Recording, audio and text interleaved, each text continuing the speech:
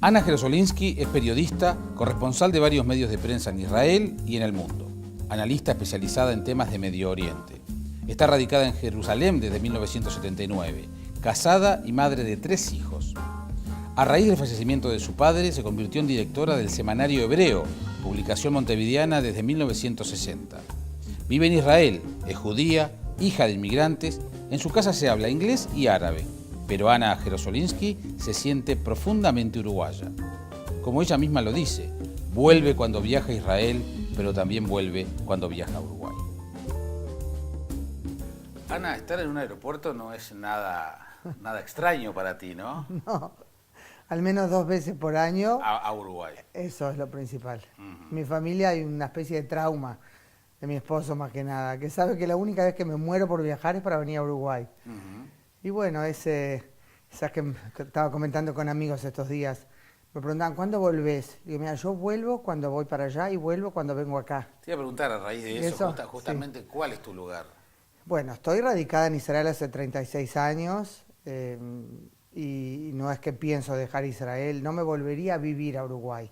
Pero si pudiera venir varias veces más por año lo haría. Vengo 2 veces por año últimamente. Y me sigo sintiendo muy parte. Es más, yo te diría que a medida que pasa el tiempo tengo más afectos todavía y no menos. Y hace 36 años ya que estoy viviendo allá. Me siento muy parte. Conviven en mí sin duda ambos países, 2 mundos en un corazón. Sin lugar a dudas tiene que ver también esta decisión, porque es obviamente una decisión, sos uruguaya, sos montevideana, con tu historia personal, porque también... Tu padre es el fundador del Semanario Hebreo, una publicación histórica de la colectividad. Tú lo continuás desde allá, sigue saliendo en edición papel. Es decir, hay una toma de posición muy clara, sí, personal, por Israel. Sí, por Israel y combinándolo con Uruguay. Te diré que a veces me preguntan amigos judíos y no judíos. Ana, ¿dónde estás? Porque leyendo el Semanario Hebreo parece que estás acá y que estás allá.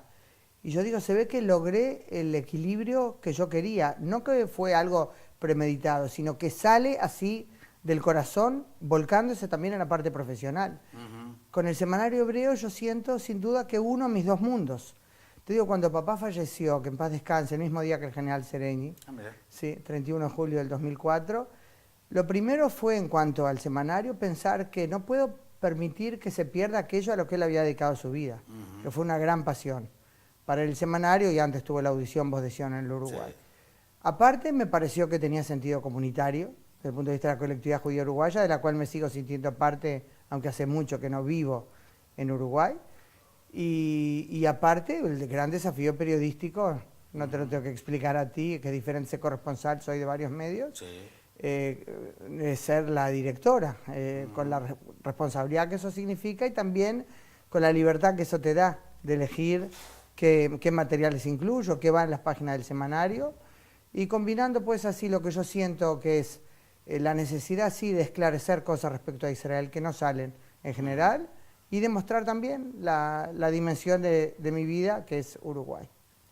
Ana, pero uno piensa, ¿por qué elegir vivir en Israel donde, quizás, sí, ahora hay algunos momentos de inseguridad, ha habido momentos bastante peores, bastante más complicados, en 30 años ha pasado mucha cosa.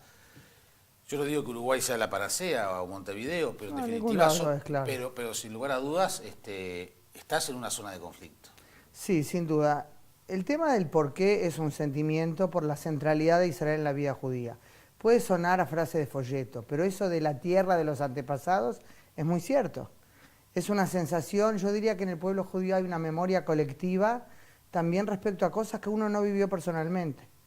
Yo estuve hace poco, te cuento, Jaime, en la Marcha por la Vida, en Auschwitz, de Auschwitz a Birkenau, en Polonia. La primera vez que lo hago, es algo que recuerda, por supuesto, la Marcha de la Muerte que los nazis imponían a los judíos en camino a las cámaras de gas, pero que existe desde hace 28 años como forma de preservar la memoria. Y en mi familia también hubo gente asesinada en el Holocausto. Pero yo vi allí también judíos que decían, no, no conocemos ningún nombre que personalmente sepamos como víctimas en la familia, pero lloraban igual que yo. Y yo vi, te diré, Jerosolimsky en unas páginas enormes que hay colgadas en una de las barracas de Auschwitz. Y, o sea, como se toma la dimensión personal. Y eso en otras cosas, también para las cosas positivas, no solo algo tan doloroso. Hay un vínculo emocional muy fuerte en el pueblo judío, y en toda esa vida Israel tiene una centralidad muy grande. Por supuesto hay judíos que no concibieron nunca ir a vivir a Israel. Yo pienso aparte que Israel no es para todos, cada país con su idiosincrasia, ¿verdad? Y ese fue el sentimiento muy fuerte. En cuanto al tema de la seguridad, hay diferentes tipos de guerra, ¿no? Por un lado, vos estuviste, Jaime, y tuve el gustazo de recibirte en casa. En diciembre. Sí, y hablamos de esos temas, por un lado, el conflicto que es un hecho, el conflicto de ya lamentablemente demasiados tiempos, y por otro lado, la fuerza que irradia la vida diaria y también en cuanto a la convivencia. Lo viste tú, o sea, ver a judíos y árabes cruzándose en la calle, soldados ultraortodoxos. Ciudades como Tira, por ejemplo. Claro, donde... ahí en población mayormente árabe, cerca de donde tú estabas. Yo me acuerdo una vez hace años que fue Blanca, nuestra colega Blanca Rodríguez, invitada a Israel como periodista, y desde ahí nos hicimos amigas, no nos conocíamos antes personalmente, y me acuerdo paseando con ella en la Ciudad Vieja, y un momento me decía, Ana, espera, pero hay que captarlo todo, o sea, se cruzaban un ultraortodoxo con un árabe, claro, un soldado, que todos se aman, no, hay un tema de por medio, pero la normalidad de la vida diaria es muy, muy fuerte, y afuera, cuando se oye más que nada de las bombas, quizás es difícil captarlo, hay que verlo personalmente. Sí, de todos modos también una de las conclusiones que yo saqué es que a diferencia de Uruguay, donde Israel es Israel, Palestina, es todo el enfrentamiento, el 98% de la información que vemos en los medios tiene que ver con el enfrentamiento, allá no, allá al revés, a veces da la sensación que solo se preocupan el 2% de la vida diaria, de la vida cotidiana y están en otra. Yo me acuerdo, Jaime, cuando fui a entrevistarte a ti, publiqué, sí, como sabemos, la entrevista en el Semanario Hebreo, también en otros marcos, y lo primero que tú me dijiste, cuando yo te pregunté de las impresiones, fue cuánto más es Israel que el conflicto, que parece ser a veces el único tema. ¿Es verdad? Yo te cité el otro día en una conferencia que di aquí, cuando tú me comentabas, me acuerdo, por ejemplo, que salías temprano a caminar o a correr, no me acuerdo. Sí. No, a caminar, correr todavía no puedo. Hay que tener esperanza siempre en los cambios. Y me comentabas que veías temprano ya la irrigación en los campos y que quizás el israelí promedio lo ve con tanta naturalidad que ni se percata de ello, ¿no? Es verdad, hay una polenta, digamos, muy fuerte en la vida diaria. El conflicto lamentablemente sí está presente, porque tiene una dimensión personal también. Yo contaba en esa conferencia, escribí al respecto, salió en Montevideo Portal en su momento, la dimensión personal, o sea, vivir con el terrorismo. Te impone, como madre, por ejemplo, no pocos dilemas, te diré. Sí, claro. Yo recuerdo, por ejemplo, tú conociste a mis hijos cuando cenamos en casa juntos, el menor, como digo yo, los chicos que están hoy con el celular como extensión de la mano, ¿no? Entonces, cuando yo por algo no lo puedo llevar al liceo, le está terminando sexto en preparatoria, si por alguna razón no lo puedo llevar, lo llevo hasta la parada del tren, de ahí se va el tren directo al liceo, que es en el centro de Jerusalén. Y le digo, por favor, no estés con el celular, estate atento, la mejor arma son los ojos, y si estás esperando, sí, mamá, ya sé que espere detrás de la parada, porque el tema no era solo los acuchillamientos, sino las embestidas de coche. O sea, no es muy normal eso. Pero ¿por qué decía yo dilemas que te imponen? Yo me acuerdo, esto fue hace un tiempo ya, ¿no? Hace unos 2 años. Yo estoy sentada en mi escritorio y oigo que entra mi hijo, el menor, y dice, paz, en hebreo, ¿no? Dice, qué susto me pegué. Y yo, te imaginas, salí como un resorte. ¿Qué pasó? No, estaba en el tren y subió un hombre muy abrigado, como diciendo desproporcionadamente abrigado para el clima que hacía en ese tiempo, la temperatura de ese momento. Y no sabía lo que hacer. Él, aunque no lo dijo explícitamente, evidentemente estaba diciendo lo que cualquier israelí promedio dice, piensa que si está abrigado de más quizás es porque tiene un cinturón explosivo escondido bajo la ropa.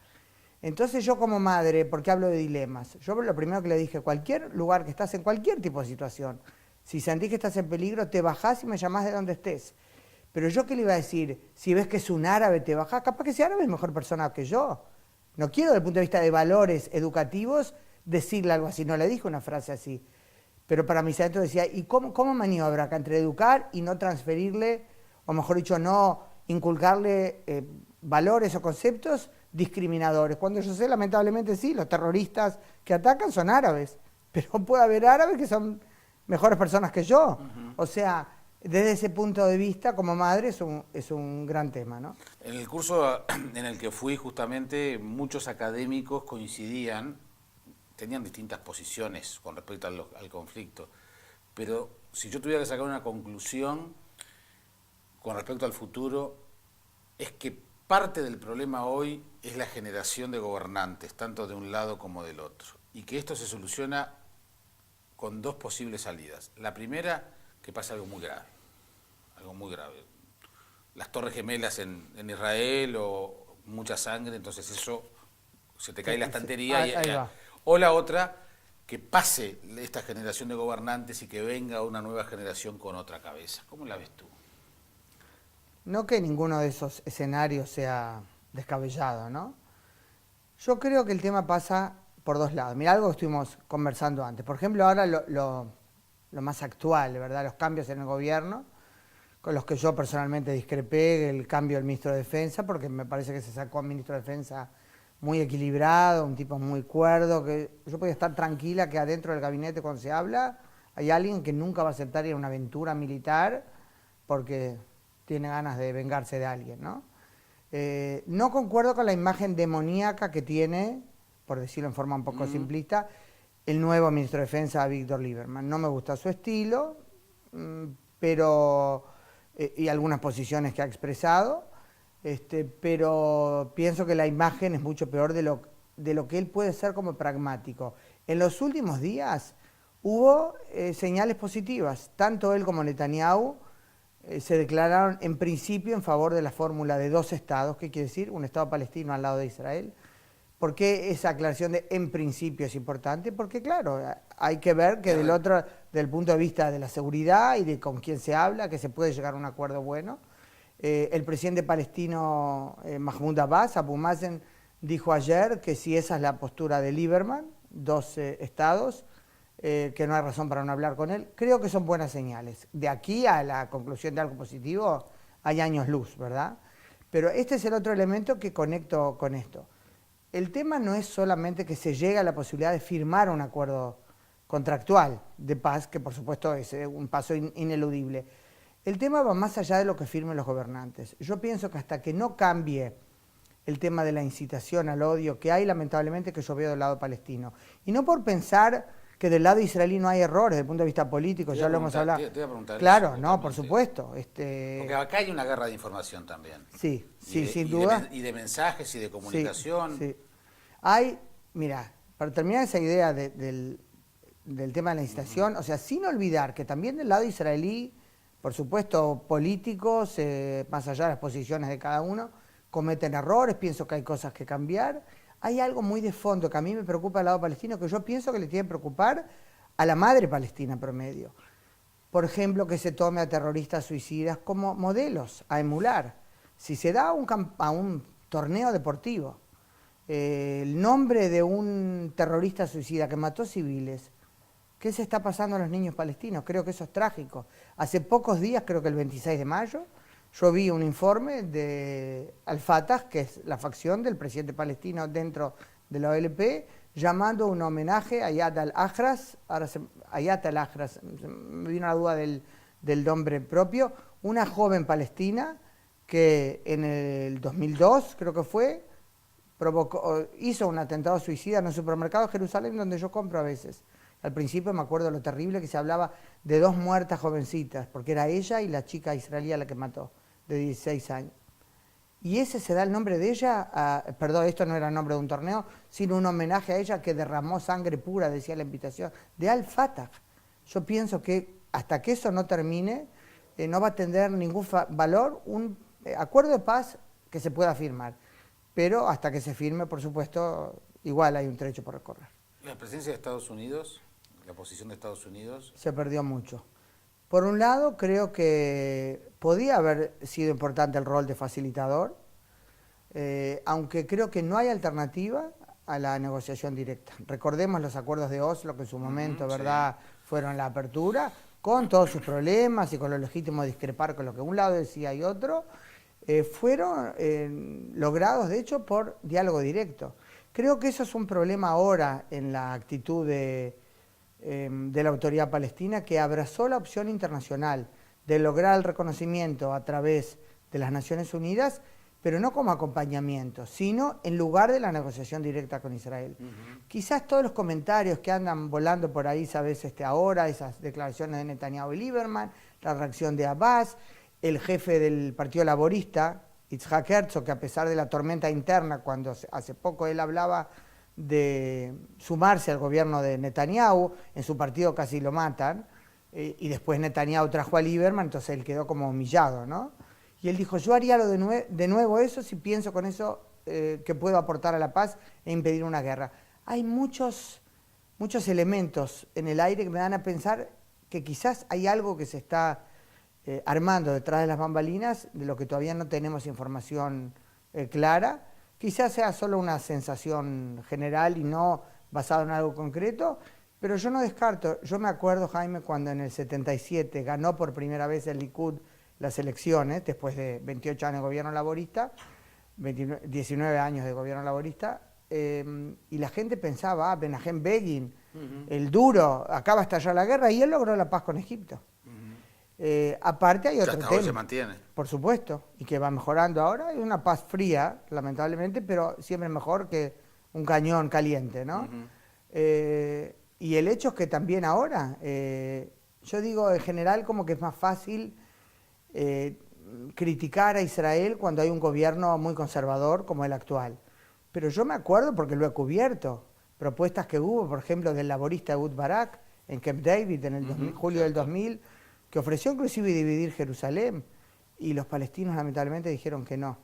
Creo que por ellos mismos fue una tragedia, ¿no? Pero quizás todavía ya cambia. Para terminar, Israel es proporcionalmente es la parte del mundo donde más corresponsales, periodistas hay, insólitamente, porque pasan más cosas en otros lugares, pero sin embargo la cantidad de corresponsales y de medios cubriendo esa zona es impresionante, es casi que desproporcionada. ¿Es posible hacer periodismo, no te digo objetivo, ecuánime desde allí para el mundo? Porque eso es fundamental, la imagen que el mundo tiene de lo que pasa en Israel es lo que transmiten todos ustedes. ¿Es posible hacerlo ecuánimemente y no tomando una posición? Mira, ante todo yo soy muy consciente, lo comentaba el otro día con chicos de una clase de comunicaciones de la Universidad Católica, me invitaron a dar 2 conferencias sobre el conflicto, me sentí honrada, espero haberles aportado algo. Yo les decía, chicos, yo soy consciente, yo soy parte de una de las partes, como ciudadana israelí que soy, aparte de uruguaya, yo estoy de uno de los lados del conflicto. Ahora, el tema de ecuanimidad es otra cosa, por supuesto que hay que ser, sí, honesto, más que nada, ¿verdad? La objetividad como valor etéreo, puro, me acuerdo una vez Sonia Brescia me preguntaba hace años, ¿cómo puedo, no? O Alfonso Leza, yo digo, la objetividad como valor etéreo, ¿qué quiere decir? No existe en el sentido de que no somos máquinas, somos seres humanos, más allá de mi condición judía, de ciudadana israelí, aparte de uruguaya, eso es un tema cargado de emociones. Cada uno tiene su enfoque de vida, digamos, más allá de ponerse la camiseta o no. Cuando escribo una columna de opinión, o un editorial en Semanario Hebreo, o una columna en UIPRES o Montevideo Portal, me permito abrir juicio, lo cual, por ser judía, no quiere decir que es automáticamente a favor del gobierno israelí. No tengo duda de que yo, en una columna de opinión, defiendo más a Israel de lo que suele verse. Pero es una columna de opinión. Cuando voy a hacer un análisis, digamos, o un informe, lo que yo digo más frío, pienso que lo principal es ser ecuánime y no faltar a la verdad, ¿no? Yo pienso que lo principal es ser honesto. Un corresponsal no sé si tiene que ser de las Naciones Unidas, ¿sabes? Yo mucho tiempo transmití con Emiliano Cotelo en El Espectador. Y a veces pasaba gente de la colectiva me decía, Ana, ¿por qué sos tan objetiva? Siempre viendo las dos partes también. Y estoy seguro que mucha gente decía, ahí está esa gente israelí. Porque evidentemente mis informes no iban a pensar nunca que soy de Hamás. Yo sé que yo voy al otro lado también. Hablo también con palestinos, tengo mi lectura de los hechos, trato de ser muy honesta intelectualmente. Hay un tema hoy, Jaime, que se tiende a ver como subjetivo, tendencioso, y no generalizo, porque eso sería injusto. Todo aquel informe que da también la versión israelí de los hechos, o que comprende más al lado israelí. Yo digo, ser objetivo no es automáticamente decir los palestinos tienen razón. Hay cosas que sí y hay cosas que no. Es muy compleja, tú lo viste de cerca, la situación allí. Bueno, Ana, yo sé que los aeropuertos no te son ajenos, y menos este aeropuerto de Carrasco, del cual además como uruguayos estamos todos orgullosos. La gente de Aeropuertos VIP Club, que nos recibe en este lugar, te obsequia para que en tus próximos viajes, ahora cuando te vayas, puedas utilizar los servicios de la sala VIP del aeropuerto de Carrasco. ¡Qué nivel! Así que bueno, en reconocimiento a que te hayas acercado y hayas conversado. Ha sido un gusto reencontrarnos ahora acá en Montevideo y bueno, nos seguimos viendo, Ana. Muchas gracias, Jaime. Gracias por la invitación. Que pases muy bien. Muchas gracias.